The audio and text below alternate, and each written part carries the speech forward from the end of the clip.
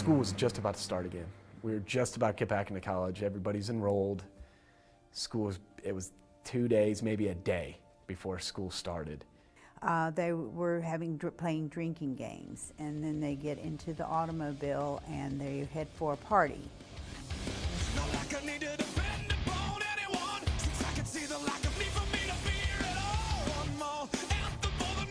It was a bunch of kids in one of those roll-top Jeeps, and they hit somebody in the intersection. When they did, it shot Ward out like a bullet. He wasn't buckled in. I mean, I called out there and talked to the doctor, and the doctor couldn't even tell me if my kid was alive.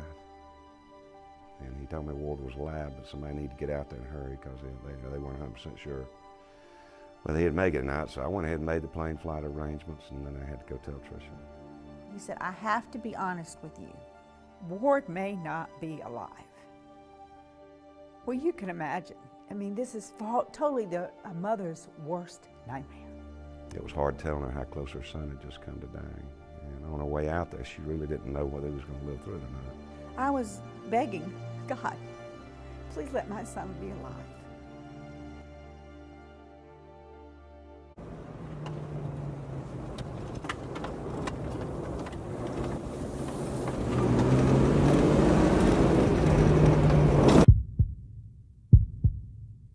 They pronounced me dead on arrival, so it was a DOA.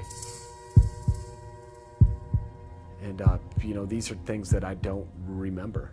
I was in a coma. So these are just stories that were told to me. The way it all happened, Ward and the friend in the back seat were ejected from the back of the car. Ward went into a stone wall. He was in the back, broke 17 ribs, broke his back in 3 places, double brain contusion, crushed ankle. He didn't wake up for 17 days. And I was told I was over 300 pounds. I was extremely large from everything swelling up. You know, if you break your ankle, your body swells up. So my whole body swelled up because I hit my head and it imploded every bone. They said that I was very lucky. They said with the impact that I hit with my head, that I should have been a vegetable.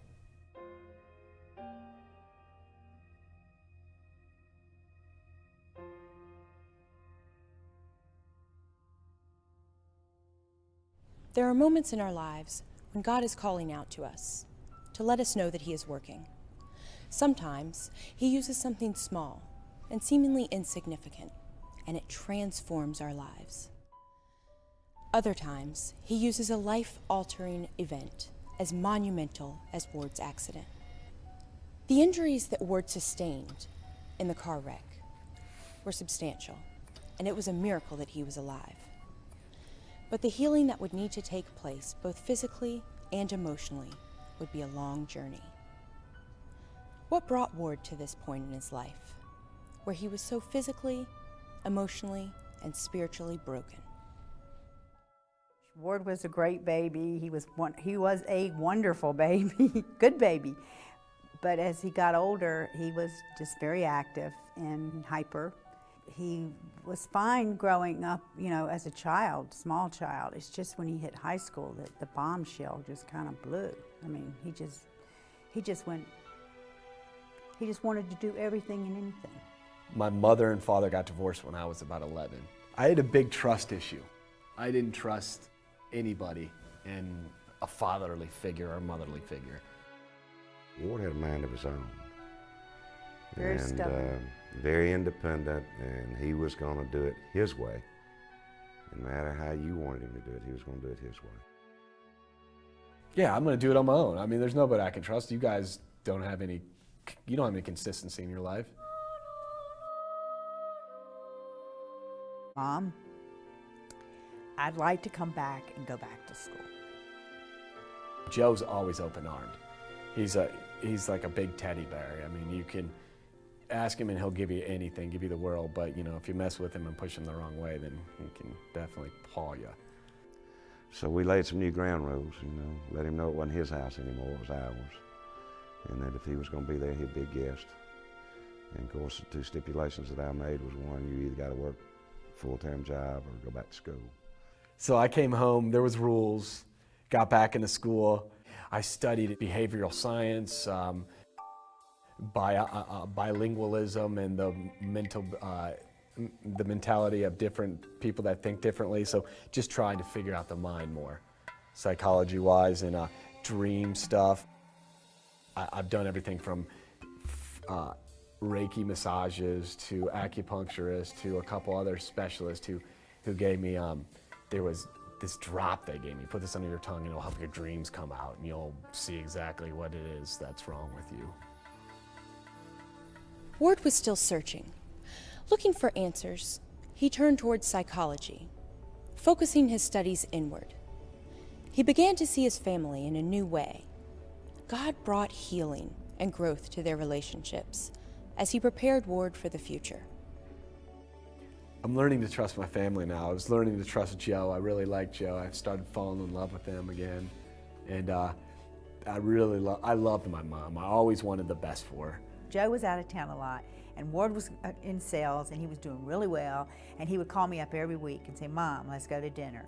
And that was a thing, mother, son, night out. I mean, that was something that wasn't in the past either, you know. He could care less about me. He was transitioning. He was, you know, I'm a grown man now. I've got responsibilities, and he was much more thoughtful of me than he ever was. Whenever Joe was out of town, because he would travel a lot, I would take her out to dinner about once a week.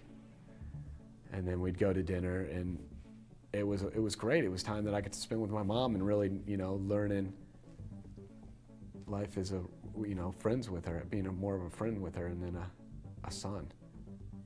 I'll never forget the day that he graduated from Georgia State. I cried like a baby because I didn't think it'd ever happen. You know, I thought, this kid is lost, and we're not ever going to get him back. But he applied himself and did a great job. Finally accomplished something. That was one thing I really did. There was, you know, really got done, and it was worth putting on paper. Goes right on through school, has his own apartment, does very well. Pays his own way. Pays his own way, graduates, gets a good job, and meets a wonderful Christian girl. And, you know, I was learning to, you know, really love my family, really liked what was going on with Joe and my mom. Still out there, going out at night with my friends, but really wanting to find somebody, something, you know, someone that I can share my life with. Met Meg on Valentine's Day of 2003. 2004. I loved his personality. He's very outgoing, and I'm not that outgoing, so that's why I really enjoyed, you know, he was very talkative and comfortable with everybody, not shy, and it's everything I wasn't. Called her the next morning. It was Saturday, and I called her the next Sunday morning, talked to her, and then I called her like every single day for the next week, and we just got along really, really well. Ward and Meg were falling in love, and Meg had certain expectations for what she wanted in a mate. I grew up in a family that just kind of went to church whenever they felt like it, and I tried to go regularly, and I wanted someone that was going to go regularly with me. I just knew that I wanted someone that was going to go to church with me and be a spiritual leader. So I said, let's try some churches. He said, okay. We came to church probably about 4 months. I really started to dive into the Bible. Wanted to know a lot more. Started doing a lot more research. Because I read it, and I think I got a little tract from somebody, like, you know, just accept Jesus Christ as your Lord and Savior. Know that He died for you on the cross and rose 3 days later, and you'll be saved. And I'm like, oh, well, okay, is it really that easy? And then when I made that prayer, it was like the next day everything was ups. Everything was changing. Ward had finally found what he was looking for, Jesus Christ. Meg and Ward continued attending Church of the Apostles and getting more and more excited about Jesus. Life was changing for Ward in a big way. Growth in his faith was answering so many questions, lifting his burdens, and providing healing, both physically and emotionally. With Meg by his side, Ward wanted to tell the whole world about Jesus. Well, once I got into the church, and I got extremely excited about it, I called everybody I knew and invited them to come with me. And first I called my family, and I called Joe and my mom. One Saturday morning, this phone call came into the house, and this guy on the other end of the line says, "Hey, Chester, you go to church with me Sunday?" And of course, Ward's the only person in our family that's ever been able to get away with calling me by my middle name.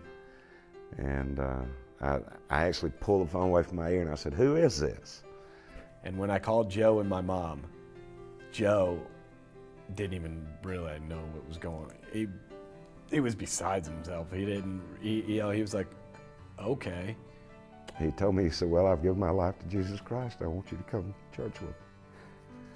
And I said, "Ward, are you kidding me?" And he said, "No." And I said, "Well, if you're going to church, I'm going every time you go." It was great. It was warming. I really liked, them being there. It was just another way for us to bond.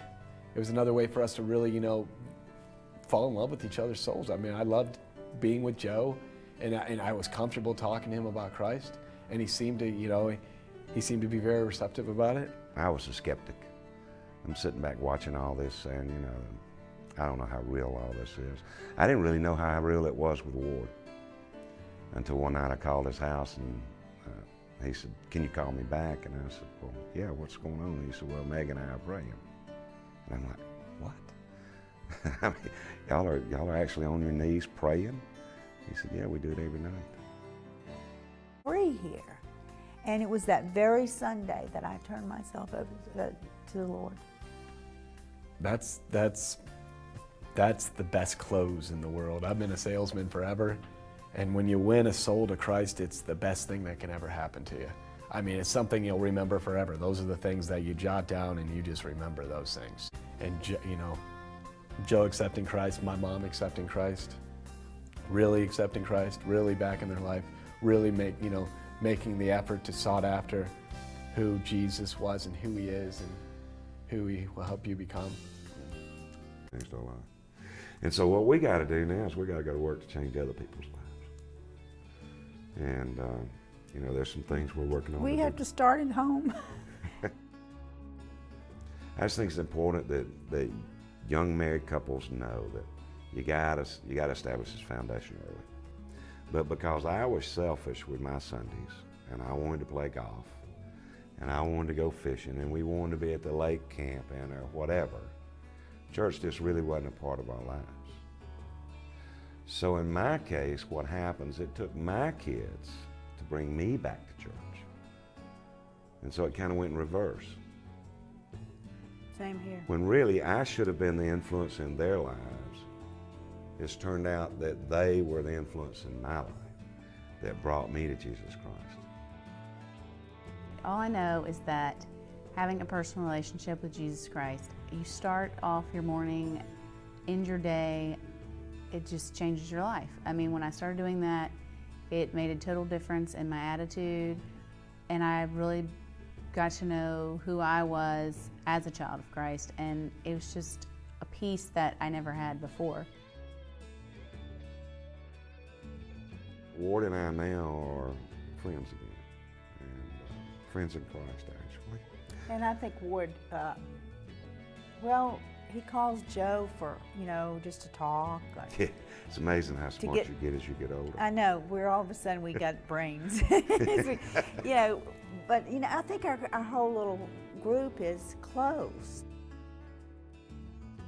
To know that God's love endures forever, and to find joy in everything and give thanks for all things. That I know that God's love endures. He gave his son to die for us on the cross. If I had to leave the people with any thought, it's just have faith. If I could communicate one thing to everybody in the world, it would be that you can't find joy anywhere. I mean, you can find joy momentarily, but you can't sustain it without Christ. It's impossible.